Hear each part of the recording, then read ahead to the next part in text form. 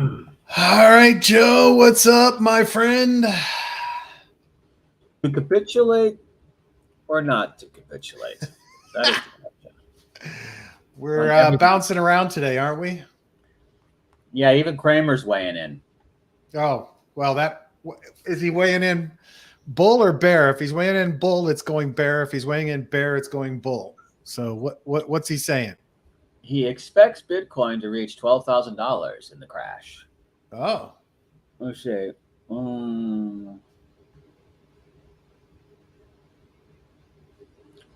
He's just talking about thinks it can fall another 50%. Talking about MicroStrategy, blah blah blah. He's just covering his ass because he talked everybody into getting into crypto. So, but aren't there like indicators out there that every time he fucking predicts something, it'll buy the opposite? Yeah, back in the day, '90s, let's say, there really was a strategy where if he talked about it on CNBC on his, I can't remember what his show was called. It wasn't Heard on the Street. That was the one before him. And I think that was in the Wall Street Journal where Boski was getting the inside information. But there was a thing where every time he said anything, that everybody who was, this is kind of before the internet or just when it was getting going, would trade on that. And it would have the Kramer effect. Right. Of course, then that goes away. But that was very early when he was the only kind of source of info, doing a this is hot kind of thing. Right. And now there's just so much noise and clutter and so many opportunities. It's, and everybody kind of realized if they're saying it on CNBC, it's too late. Yeah.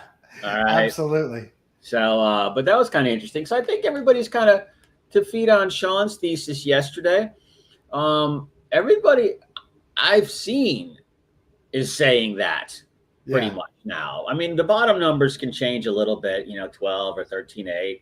I think 13.8 has a historical significance. Isn't that some kind of a moving average of some type that Sean's, or a lower high or something that he's tying to on his chart? I mean, there's some more analytics around it, let's put it that way. And Sean also, what we didn't talk to him about yesterday, is he has this intuitive knack for kind of being right. Okay. Broadly on direction.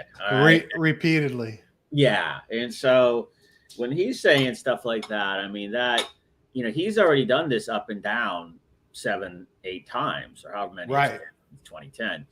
And he gets those feelings, and he does hang with all those OG guys, so he gets the sentiment from them, what they're thinking too. So I'm pretty confident in his chart, or Fred's fractal, or Kramer's 12,000K call. I mean, I think we all know it's going to get there eventually. Yeah. But after it hits there, what happens? And to me, that's where we see the big capitulation wick. And then it goes. In a V is my sort of feeling. I just think everybody's waiting, like you, right. You've been sitting in stable coins ready to pounce for 4 months. Yep. And when is that going to happen? I guarantee it's going to happen if it's somewhere in the 13s or 14s. I'm pretty sure you're going to be pulling the trigger there. 12 is something where I think people might go in deeper at that point. So, when that happens, then everything flips. And until that happens, I think the other thing I thought was rather interesting was just how in all these calls, I mean, the Fed just raised rates 75 bips. What was that? Wasn't that like a week ago? Yeah. And I think Powell came out today saying they're going to keep doing it. Yeah. And the market's just shrugging it off, basically. Yeah. I mean, that tells me that a couple of things, everybody who might be rotating in portfolios, assets, but it also tells me there's a lot of currency coming into the U.S. Yep. Foreign money. To buy into U.S. equities right now. Again, my thesis of last currency standing would be the dollar. And if there's going to be the Armageddon or currency apocalypse type scenarios, that's where you want to be. Absolutely. So I don't know. What do you think? No, look, I'm at the point where I'm just waiting it out because I have no clue. Somebody was asking me yesterday, should I buy more now? Should I buy more now? I said, well, I buy a little bit more every day just to fucking average my ass out. But I don't know. I have no idea what it's going to do. I feel like there's still another move down potentially, but all the indications are from the people I follow and watch, the Sean's, the Freds, the material indicators tools. I all see an up run here in the summer of some magnitude, and I'm just waiting for it. So. Yeah, I mean, it's like Eamon saying there. I mean, that is the thing. When I hear everybody saying it, there's something nagging in the back of my mind, too, which is like, everybody who goes contrary is usually where you make the big money. You don't usually make, it's getting in there before the turn, before that super tanker starts getting orders to start turning that wheel. Yeah. You want to be in there then at the cheapest possible point. And then you're, hoping on execution. That does bother me a little bit because maybe we're all, maybe we're all over baking this a little bit, and that, I don't see unemployment numbers going up. No, I mean, I just drove by a McDonald's better. and it said $12 an hour plus benefits. Yeah. I mean, when in the hell has a fast food restaurant ever paid benefits? And there are McDonald's that are paying $16, $17, $18, $19 an hour here in South Florida. I mean, it's crazy plus benefits. So yeah. I mean, before, and when I did my fast food service or worked in the service industry as a kid, I mean, I don't remember, we were getting like $2.70 an hour or something like that. But benefits? No. Benefits, no. You guys start talking about 5-cent Coca-Colas now too? No. I was thinking about that the other day. I was remembering the vending machines where you put a quarter in. I don't remember the nickel. You're a little older than me, so that's more like what my dad would say. No, he used to talk about going to the movies with a quarter, I think. And I think maybe it was a dime, but the movie was like a nickel to get into, and then to get like Coke and a popcorn was another nickel or a dime or something.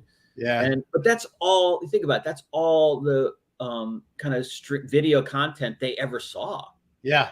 Was that Saturday at the movies. Definitely. But no, I'm not that old, Brad. Hey, you remember the account that I'm trying to find the friggin' account again, and I closed the tab, and of course I can't find it in history or anything else. Remember that whole thread about 3AC and how these were Singaporeans commenting on? Oh, here it is. I found it. This account that was talking about. Hold on, let me pull this up. That was talking about 3AC and how they had ripped everybody off, and everybody in Singapore was ripped off by them. Oh, yeah, I remember that. And all that. Well, remember how we also said we don't know anything about this profile or have any data to back it up? All bullshit. Their account was suspended. So I don't know if, Do Kwon's Zhu's attorneys got in touch with Twitter or what, but take it with a grain of salt. Like we said, you never know.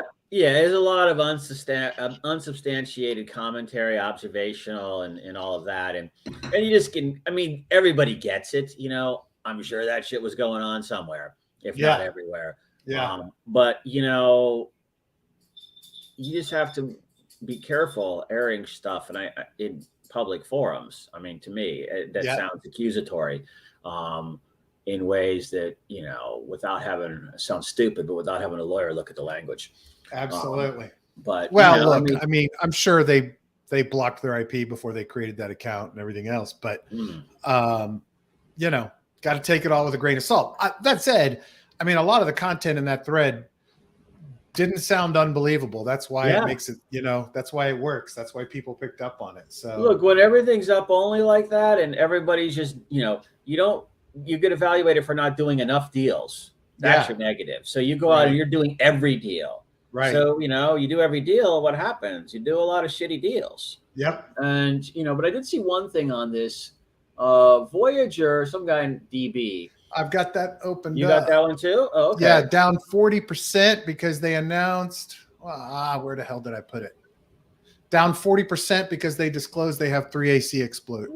So I'm hearing 15,250 BTC and 350 million USDC. And 3AC has not repaid these requested amounts. And then Voyager says, failure to repay by June 27th will constitute an event of default. Oh, well, Yeah, and I'm sure they'll be in line for the next 5 years, hoping to get theirs. Yeah, and they intend to pursue recovery. Well, good luck on that. But the thing is, if they don't strip all the assets out of 3AC, if they hold these positions in the next 3 to 5 years, I would guarantee. Well, I'm not going to guarantee it, but I would say there's a higher likelihood than not that they're going to be Yeah, above water again. yeah, So they just got to figure out a way to bring in some private money to shore up their balance sheets and be able to do these redemptions and hang in here that's right. if they can. But these kind of deals, Voyager, I'm sure what happens is there's lawyers already haggling, and it's like, okay, we'll give you 5,000 BTC and 150 million. Yeah, To relinquish all claims. That's if I got cashed up. If I was 3AC and just got cashed up, I'd go to all these people and I'd just be throwing out 10 cents on a dollar to them. yeah. Take it and Take then it or wait for the rise up. I like that. That's a great idea. Let's do it, Joe. All right, let me go see how much I can get out of my bank account here. You got that? Yeah. Sell your Geist. I dumped my Geist. Yeah, no, I didn't dump it, but it is down to like less than $100 worth. Oh, and I think I remember starting off, and it's the same story as everywhere else, so there's no need to rehash it. No need to reflect on that.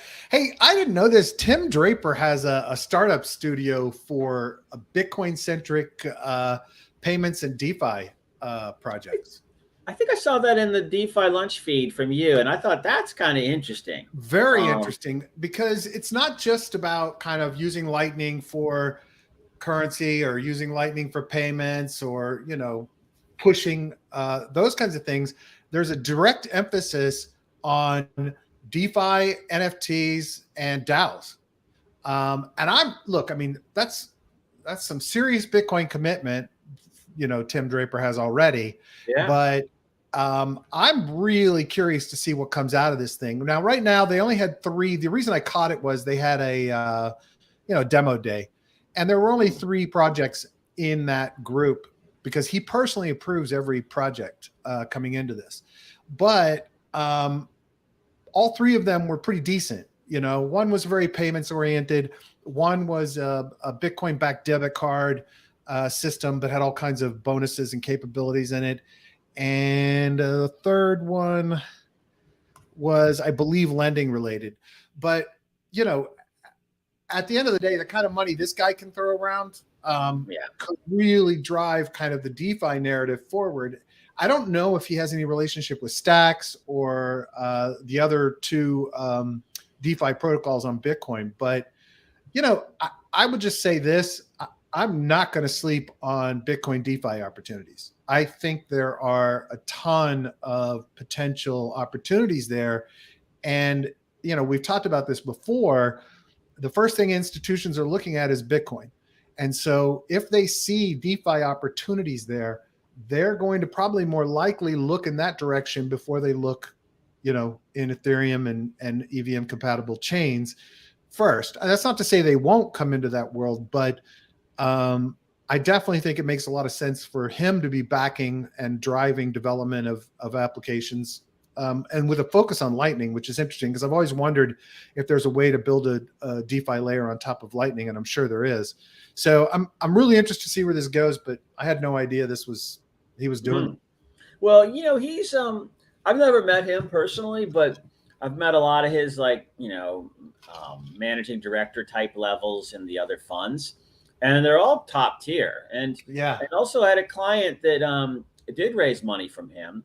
Remember those guys that did? It was a short-term client.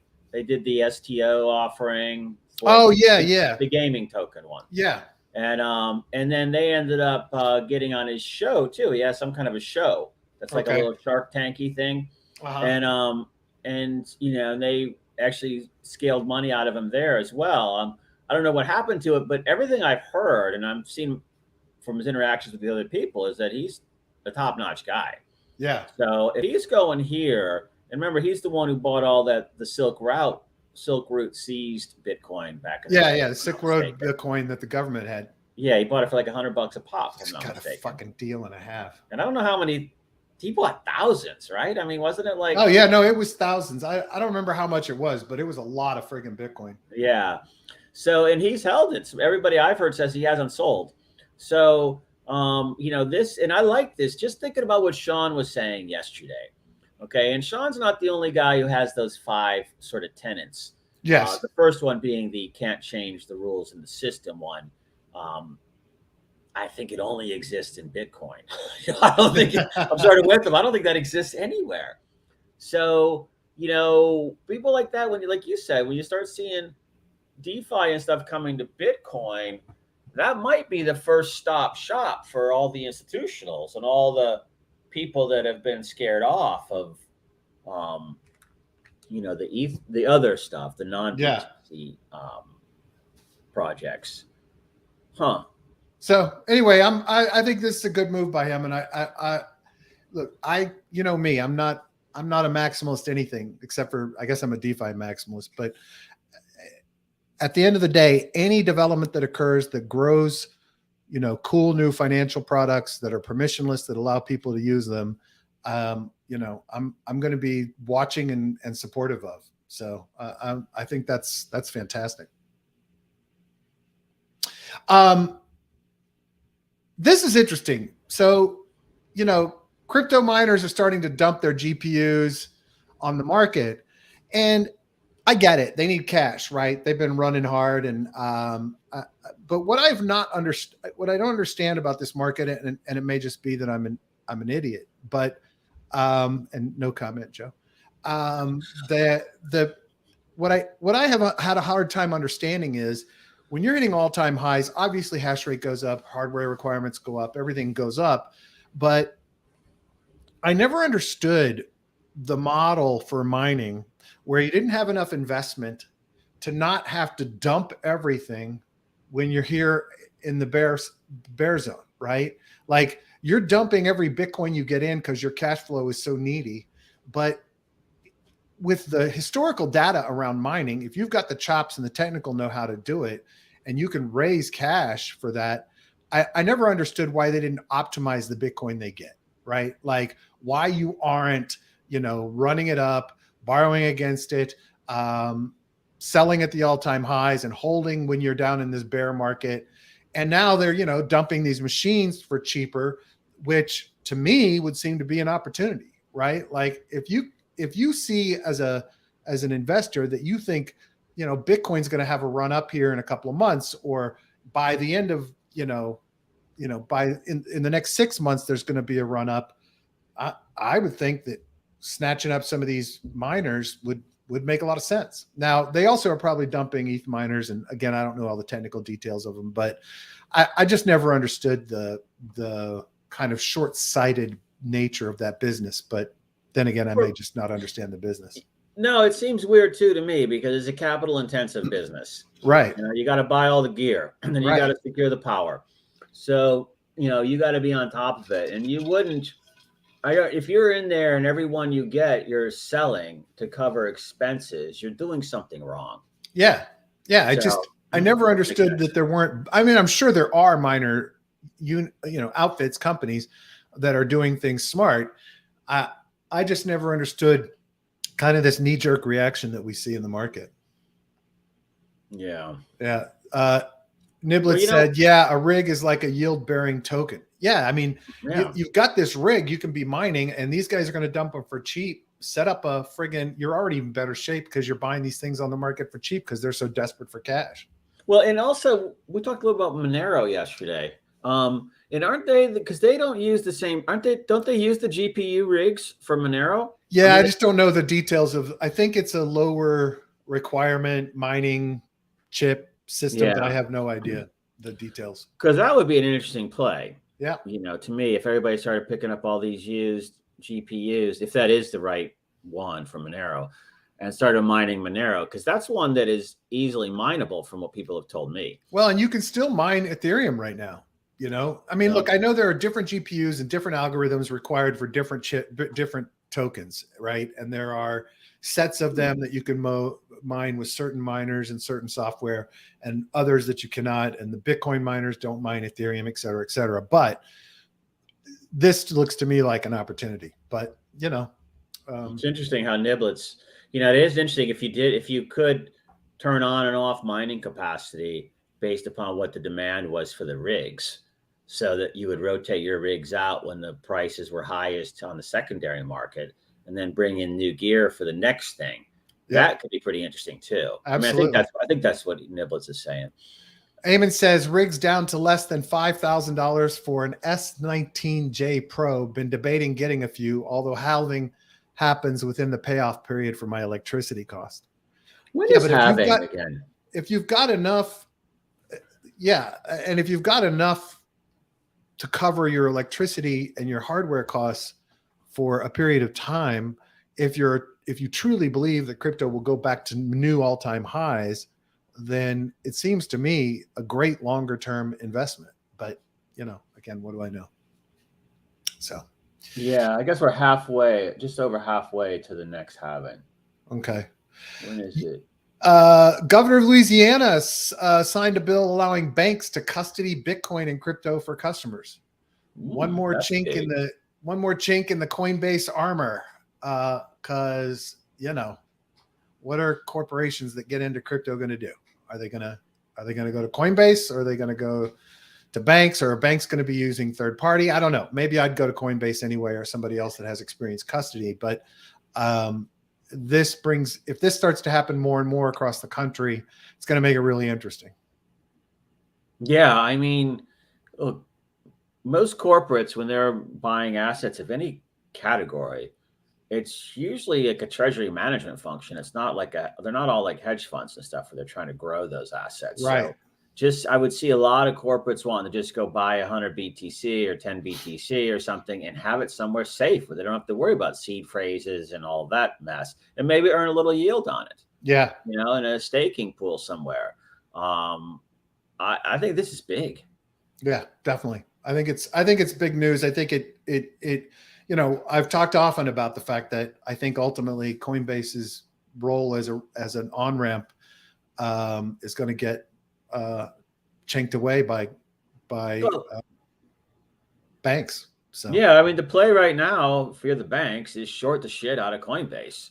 Pound it into submission. Eamon says, laughing out loud, give Wells Fargo your BTC so they can 3AC it. Haha, no thanks. Well, yeah, the rest of it is also self-custody. But for the average, so let's say retail customer, coming into this, if you're logging into your Bank of America account and you have an opportunity to spend $1,000 buying Bitcoin, you're going to do it, right? Instead of going to set up a Coinbase account, and this will be a big onboard path for new users. Like the banks will be, if they all start doing it, the banks are going to be huge in onboarding new participants in crypto. Now that's just going to be token sales initially. They're not going to be enabling, massive DeFi plays, but I really think it's a big hit to Coinbase. They'll be stabilizing the I don't want to say boring stuff, but the more established stuff. Yep. They'll be stabilizing that for the normies, the TradeFi people. Yep. Which I think is good. I like it particularly in the Fidelity ecosystem, because to me, I did trade up. Was I trading options on Fidelity? I think I did once, but for the most part, to me, that's just retirement accounts. That's it. Yep. I don't do anything else there. So I think that for the consumers that, are thinking like 30-year timelines, 40-year timelines, like you go and buy the S&P 500 index. Yeah. And you forget about it. Exactly. To me, laying like a fourth of a BTC in here every year or something in Fidelity, psychologically, it makes sense for these people, because they're thinking long haul. I don't want to worry about the ups and downs. I just want to see this shit in 2060. And then it makes sense. But the banks, it takes it to another level. Totally. Because now all of a sudden you're moving it, like, instead of CDs and, money market savings accounts. I mean, we forgot all about those, but those used to be the higher interest rate ones. Yeah. Everything's been sitting below a point for, it seems like 20 years. But when all these things come back with higher coupons on them, then people allocate within the bank and they feel safe. Yep. So I think that's all good. I mean, managing people who manage the banks, do we trust them? Not really. No. But, the shareholders trust them. because they make money. But they'll probably outsource custody solutions to tried and true existing crypto custody people. I doubt they're going to build the infrastructure themselves, at least initially. So Eamon says, true, tried to get Chase to let me submit funds for a LLC using USDC. They laughed. Someday that'll be a great improvement. Yeah, look, I mean, I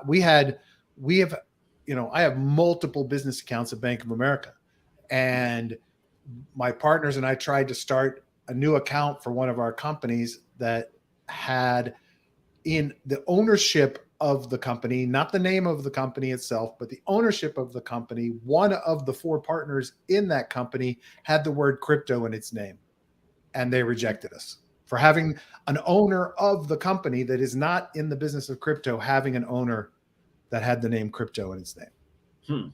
It's just like nuts. It was, Steve's Crypto Holdings LLC. Yes, like that. Exactly. That kind of thing. Yeah. Yeah, no, they're on, I don't know. I just, like I say, just lay low. Yep. Lay low. Yeah. Polygon claims they have achieved carbon neutrality. So they are, claiming that they have retired $400,000 in carbon credits to offset greenhouse gas emissions. So they're doing it with Klima, by the way. That's what I was just going to say. Yeah, I remember the deal with Klima. I like to say Klima. Klima sounds Me better. Too. I've always probably said it should be Klima since it's like climate change. Yeah, but whatever. No, I heard that, of course, the price of it's been still, I think, in the $3 range or something. But I got a lot more of them. That rebasing really works. Oh. Now the whole thing's worth about like $47. Nice. Big money. I remember those initial buys. And what was it? 1,500, 2,300 at some point. Yep. And then of course but I'm doing my part for. So they've offset the historical emissions of their entire network, and they've ensured that every transaction, whether minting of an NFT or a DeFi trade, is accounted for and its environmental impact is offset. That's like pretty impressive. That's impressive. And that, look, from a branding and marketing perspective, that's the kind of thing, look, everyone protesting against NFTs and crypto, that's the first thing they hook onto because that was an effective messaging campaign. Did you see that campaign somebody was running where they had the fake protests going? Yeah, that was hilarious. Yeah, that was out of NFT NYC this week. Yeah, that was funny. They did the Westboro Baptist Church type protests. Yeah, it says like God hates NFTs. Yeah. Vitalik is the Antichrist, and they're all marching around the streets in New York. It's a brilliant bit, but I have not seen one thing tied to the company that actually did the campaign. It's like, dude, you got to at least figure out how to take credit for it. Don't be an idiot. But anyway, it's funny. Yeah, Crypto.com received in-principle approval from the Monetary Authority of Singapore. So they're getting a major payment institution license out of Singapore. Oh, good. Yeah. Where'd the headline go? So that's like their banking license, right? Yeah. Okay. So this is pretty interesting. This is a new scheme liability lawsuit that was filed going after the investors in Terra. So going after the VCs, which on one hand, I think, wow, it might not be so bad for them to feel a little hate about the things they invest in and watching what happens and dumping on retail. But the other side of me says, now we're going to be in another fucking mess of lawsuits slowing shit down. So anyway, I would bet that there's, I'm pretty sure there's a bunch of indemnification clauses between Terraform, the entity where they put money into, and their own funds. Yeah, but they put it all on Terra, so you're gonna have to break that. I mean, it's a long shot. They probably would just settle in the end. Of course, at the end of the day, they're those. That's the goal anyway. Is just to get a chunk of cash out of them. But but you drag it out as long as you can. Try to bleed them out. But these guys, the financial guy, who's this? Oh, that's that one. Oh, that's the one. Yeah. Yeah. The VCs, I mean, I don't know, unless there's a whole bunch of cross contagion and all these VCs were funding the same deals. Usually there's half of them aren't. Yep. So that's where you get kind of the weed out. What do we Yeah. got here? Oh. Yuga Labs. Christie's NFT person jumped over to Yuga Labs to steward CryptoPunks. I just thought that was interesting, you know. And look, I mean, that's going to happen over and over again. It's like the reporters in crypto, you know, they all get hired away to projects because they can get paid a shit ton more money than they can working for Forbes or Bloomberg. Yeah. Damn, I can't find the thread. Shit. There was a whole thread I thought I had shared into our group about Terra and its collapse.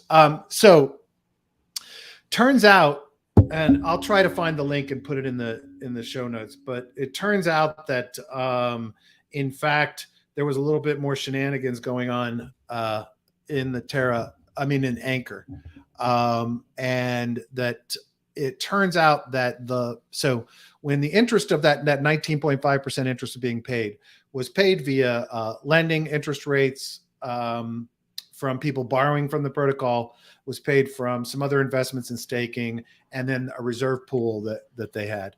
Well, turns out that the biggest loans, the 4 biggest borrowers on the network paying interest, were fake. Not fake as in the money wasn't there. They were fake as in it was investors in the protocol, and there is some suspicion that it was tied to a Do Kwon wallet that were doing hundreds of millions of dollars of borrowing and paying interest on it, but not doing anything to optimize their money out because it was the only way they could sustain the 19.5% interest rate. Oh. So they were basically parking assets there and generating yield somewhere else to cover that 19% yield that they had to pay. Well, they were basically doing loans, borrowing money from the protocol, right? Mm-hmm. To the tune of hundreds of millions of dollars, and paying it back, but so that they would have the interest coming in to pay people the 19.5% interest. Yeah. So it was basically just fraud. Right. I mean, if that's the case, if it was true, if this all happened, it was an entire thread tracing wallets. I'll find it and put it in the show notes. I thought I had it open. That's a tricky one, though, because owners can commit more capital. And I don't know the disclosure rules, of course. I don't think there's no clarity there. But if they're, I don't know how they represented who their balance sheet was held by. They didn't. Yeah. Because people looking at the blockchain could see the loans there, right? So what was happening was people were out there saying, well, this model actually works. There's interest from this, there's interest from this, there's interest from this. This is all sustainable from what we're seeing on chain and the number of loans that are there and the amount of interest in the reserves. And this is sustainable. So there were analysts saying, hey, this looks good. So they're kind of doing the revenue of it. So they were generating all the revenue. It was kind of fake revenue. It wasn't from outside parties. It wasn't from real people borrowing. It was from them borrowing it to prop up the 19.5% interest rate. Well, that's trouble. Yeah. Yeah. So that's not true. Again, I don't have all the details of this, and I'll post the thread in the show notes, but it was a pretty long thread analyzing wallets and the data on the chain about what was there. So not a good look, but nothing about this is a good look, right? Yeah. It's funny. That happens in equity world too, where they're trying to, you're trying to show revenue, you're trying to show earnings. Yep. And, they create these sort of accounting led transactions where there's, all kinds of gimmickry going on, but, no money really changing hands, but it shows up as revenue. Right. So exactly. To me, I think this is just like kind of the easiest way to do it and the most obvious way to get caught doing it. Yeah, exactly. Is this. So hey, I forgot to put this at the beginning, but we're up 2 points on Extreme Fear. Gonna party like it's 1999. Let's go. Yeah. A little bit more good news. Binance for US traders. Binance US is charging 0 fees for their Bitcoin pairs, their primary Bitcoin pairs to buy Bitcoin. It's available to all new and existing customers. Those pairs are BTC USD, USDT, USDC, and BUSD. So if you want to buy Bitcoin and you don't want to pay any fees, Binance US has you covered, which I think is a great move by them. right? They're trying to snag new customers coming in, people wanting to get into Bitcoin, and this is a good strategy, because once you got them in, then you can make fees on them transferring, selling, buying, trading, whatever. So good stuff. Yeah, no, the first taste for free. Yep. And they keep coming back. There are rumors circulating all over Twitter that there are fake billboards up in New York City for NFT NYC with QR codes leading to wallet drainer sites. So they're putting QR codes on these billboards that are actually, if you go to the site and authorize your wallet to get your free NFT, you will have your wallet drained dry. So that's where all the keys change hands. We were talking about that earlier. You have to go to the site to get the free NFT. Exactly. Right. Exactly. So the QR code will say, I saw one earlier that said stealth project NFT airdrop, right? And scan the QR code, go there, authorize your wallet, and you've just authorized, taking everything you have. Yeah. Yeah. I wonder, do they actually ask you to enter the seed phrase? No, they don't have to. Right. Because the smart contract pop-up will just say, and nobody's fucking reading that shit, especially if you're like walking down the street in New York City, you want to get that free NFT, you scan that code, you go, oh yeah, well, I'm okay with that. You're on your little mobile phone, so you can't hardly read what it says. You click OK in MetaMask on mobile, and bam, bye-bye. Yeah, no, it was funny. I was at that BTC conference in Miami a few months ago, the after parties, and I was talking to these gals or people that were from Asia, and they're running around with Telegram, and they're like, hey, yeah, let's stay in touch. Here, scan my QR code. And I'm looking at the phone. I'm like, what? I'm like, Bass, give me your number. And I punch it in manually, because I'm like, I'm scared of QR codes. I'm not scared of them as long as I'm not going to a site asking me to authorize something. If it's asking me to authorize something, then I'm scared of them. Otherwise, for connecting to people and shit like that, I'm cool with it. I don't mind opening Telegram with the QR code. So, think of what you could do with it, though. That's the thing. Yeah. Well, you see that hot little Asian gal, and you're like, yeah, I'll scan her QR code. And next thing you know, you fucking something's going on. Did you just say hot little Asian gal? That's good. That's not an insult, is it? No, I mean, I think gal's borderline, but whatever. Gal is borderline. Yeah. Buffalo. I don't know. It's not girl. Tonight. Come out tonight. NFT marketplace volume has crashed $12 billion down to new 2022 lows. So, not unexpected, but actually completely expected. Like, I expected the first thing to crash would be the NFT market, like people dumping out what they have because they need the cash, the floors dropping, dramatically. But, you got to expect that the NFT marketplace is definitely going to take a bigger hit eventually, or not a bigger hit, but take a hit eventually relative to the rest of the market. It's just the way it is, But also, remember last year, there were some times when NFT was going and others weren't. And I think NFT market led us out in July 15th on, that nice 12 or 8 weekly candle greens going up. Yeah. I think they came out then, and then it went down again. So I've seen these cycles up and down. I mean, God knows I've been over at OpenSea looking for shit to sell, but there's nothing going on. It's like, there have to actually be people wanting to buy. But I did do an area. Where was I? Just did something where they read my wallet for NFT. Oh, it was a Kazuna. It was an NFT thing with Doki, and they basically see how many NFTs you have of theirs or on OpenSea, I guess, and then you got something for that. But everybody still got them. It's just there's nothing selling. Yeah, so it'll be back. Yeah, I would have put in this headline, the lowest since August of 2021. Yeah, because look at that drop, man.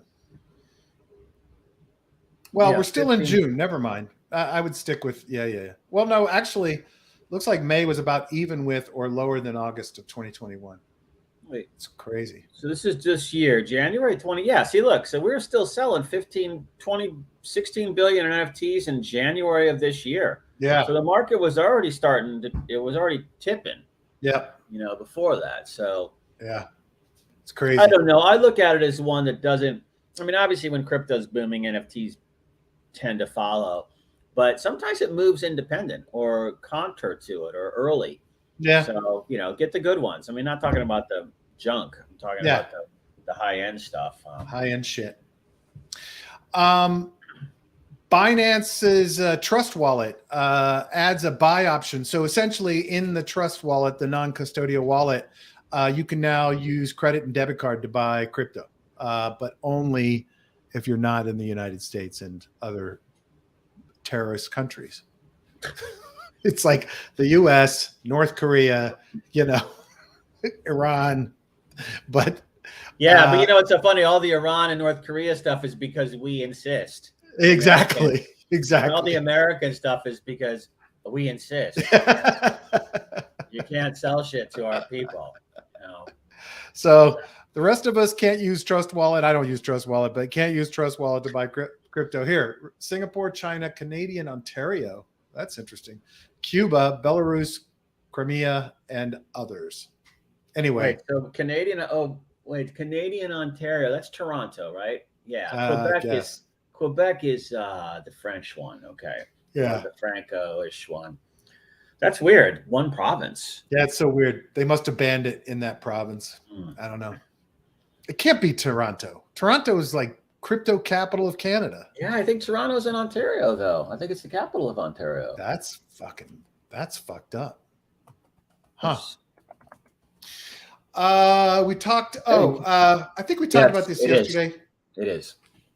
Okay. Bitcoin miners sold their entire May harvest. Basically, they're dumping everything they get their hands on. We were talking about that earlier, right? Yeah. See, I don't really, again, like we said, I don't get it. Yeah. So I found an awesome, wait, we have a comment. Canadian Ontario is like an American Rhode Island, said Niblets. Okay. That's small. I found an awesome tool that solves a big problem that I've had recently. And it is a bridge aggregator. And I know there are a couple of more of these out there, but this one's really cool. I saw somebody tweet about it yesterday. It's called Bungee. It's bungee.exchange. The link will be in the show notes. But this thing will find you the best, not only the best bridge price across all the major bridges that are available, but it also checks to make sure there's enough liquidity on both sides so you don't get locked up or slowed down in the transfer. And the topper is it lets you swap from one token to the next. So you can start off in USDC and end up with Aave on the other network.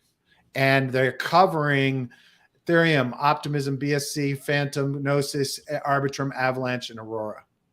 So this to me is just an awesome tool. I'm very excited about this because I've been dealing with bridging quite a bit in the last couple of weeks, and it's a pain in the ass to hop from one tool to another tool to another tool. They don't have liquidity. They don't support a network. They don't support a specific token.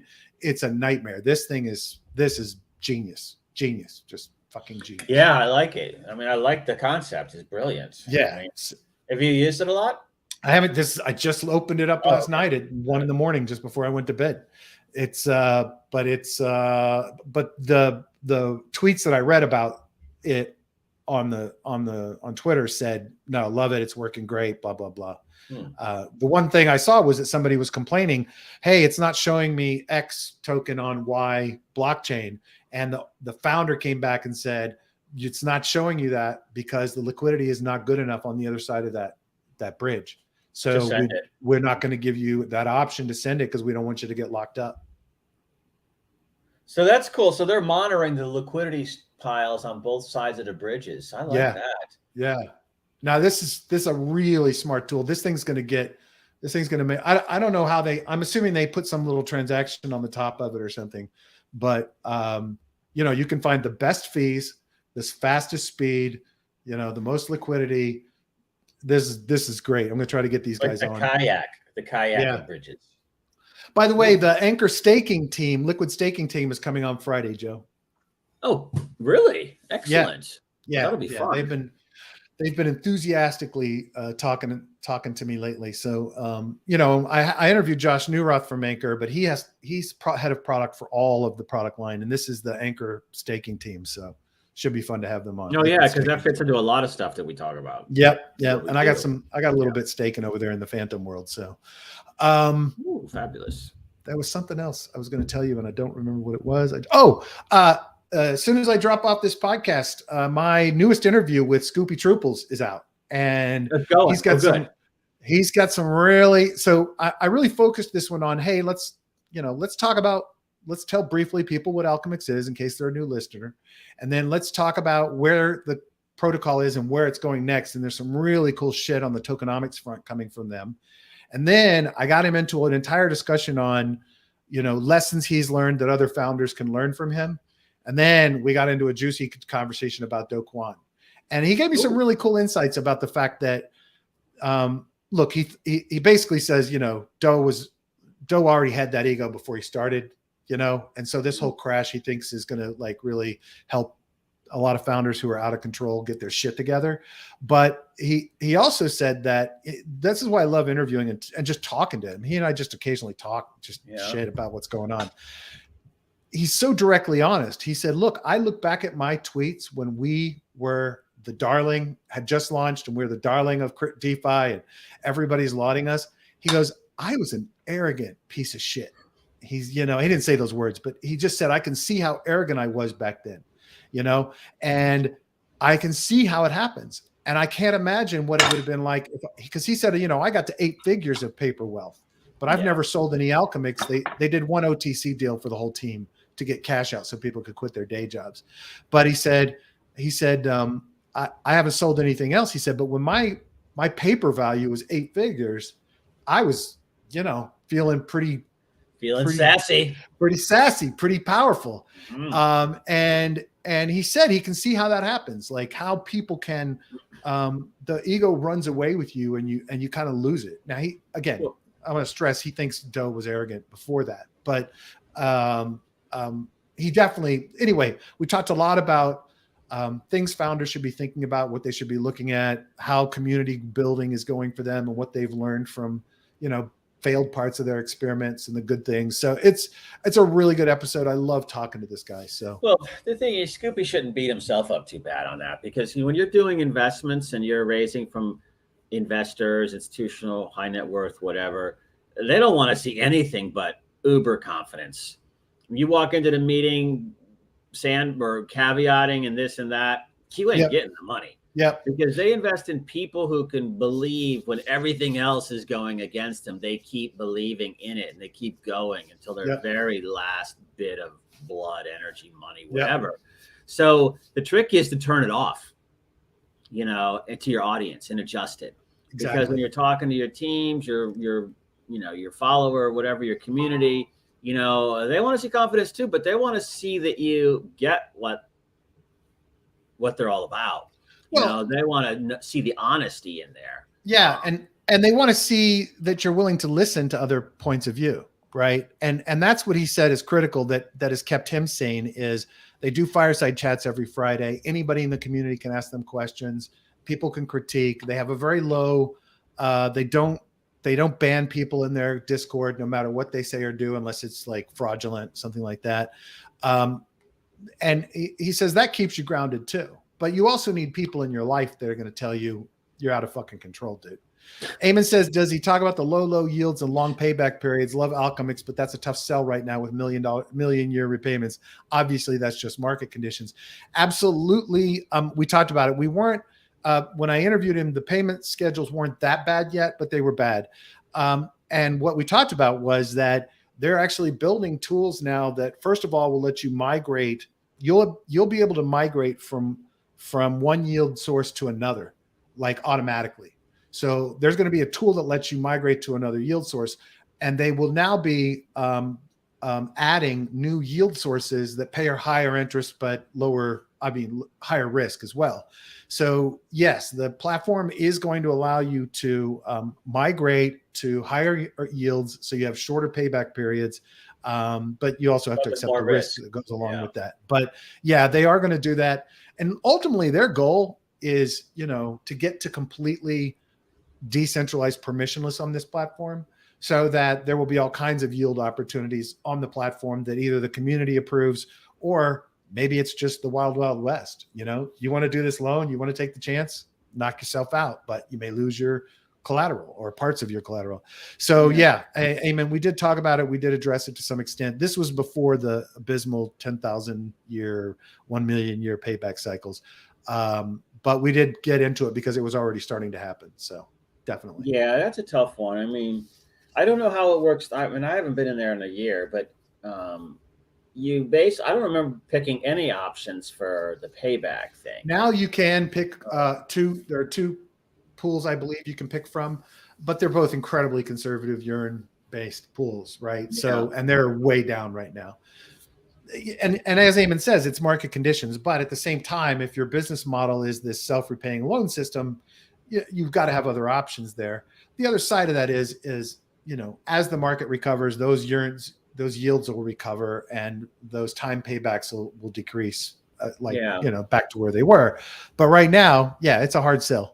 But I see the only interesting, to me, the issue is, okay, you go there, you park 100 BTC, you borrowed, and now it's not going to be paid back for a million years, so you can't take the BTC.